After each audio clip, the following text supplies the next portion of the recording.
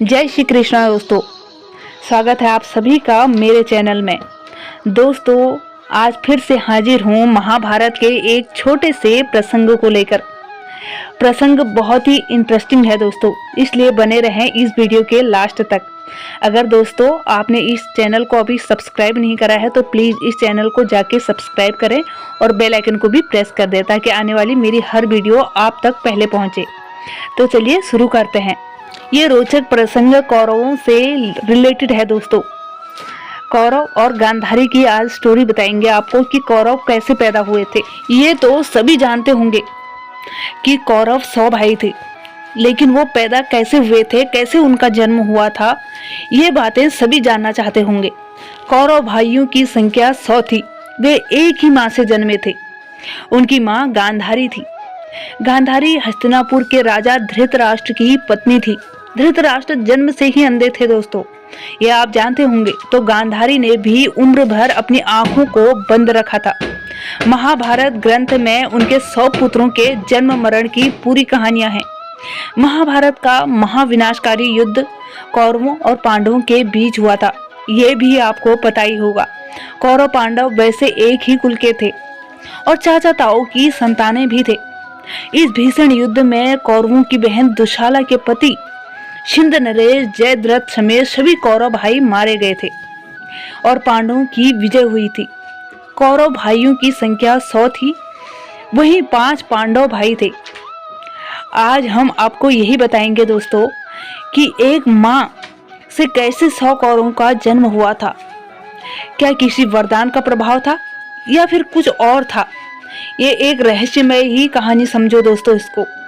इस बारे में महाभारत में विस्तार से वर्णन किया गया है कि कौरव हस्तिनापुर के राजा धृतराष्ट्र के पुत्र तो थे ही, उनकी मां गांधारी थी। दरअसल धृतराष्ट्र और गांधारी के काफी समय तक संतानें नहीं हुई थी।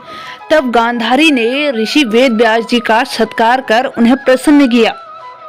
व्यास जी ने उन्हें 100 पुत्रों की मां होने का आशीर्वाद दिया था।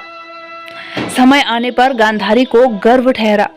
गांधारी गर्भवती हुई कि गांधारी 9 महीने के बजाय 2 साल तक गर्भवती रही दोस्तों।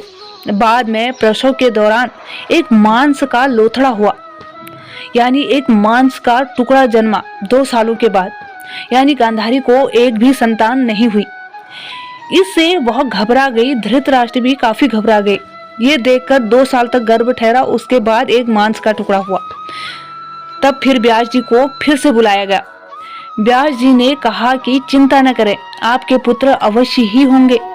उन्होंने कहा कि इस मांस के टुकड़े को 101 हिस्सों में विभाजित कर प्रत्येक टुकड़े को अलग अलग घड़ों में रख दें और उसमें घी भर दें। राजा धृतराष्ट्र ने ऐसा ही किया। तब जाकर उन 101 घड़ों में शिशुओं का विकास हुआ।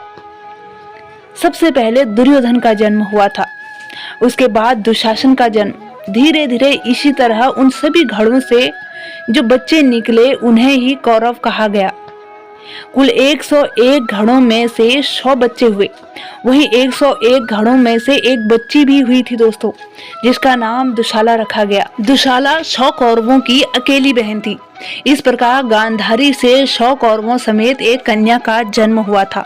जिसे महाभारत देखी होगी या फिर सुनी होगी, तो महाभारत का युद्ध कौरव और पांडवों के बीच जमीन के एक टुकड़े को लेकर हुआ था। इस भीषण युद्ध में कौरवों की बहन दुशाला के पति शिंद नरेश जयद्रथ समेत सभी कौरव भाई मारे गए और पांडव इस युद्ध में विजय हुए। दोस्तों ये कहानी सुन के आपको जरूर लग रहा होगा क्या बात है कि उस समय साधु संतों का कितना सत्कार होता था, कितना आदर होता था, कितनी तपस्या करते थे लोग और कैसे कैसे वरदान पा जाते थे। उस युग में जितना वरदान काम करता था उतना ही श्राप भी काम करता था। जिसने श्राप दे दिया तो वो तो लगता ही लगता था। तो दोस्तों कैसी लगी आपको आज की ये छोटी सी कहानी? अगर अच्छी लगे तो वीडियो को प्लीज़ लाइक करें। अगर आप इस चैनल पर नए हैं तो प्लीज़ दोस्तों इस चैनल को अपना सहयोग दें। सहयोग कैसे? इस चैनल को सब्सक्राइब करके और बेल आइकन को भी प्रेस कर दें ताकि आने वाली मेरी हर एक नई वीडियो की नोटिफिकेशन सबसे पहले आप तक पहुंचे। तब तक के लिए जय श्री कृष्णा दोस्तों।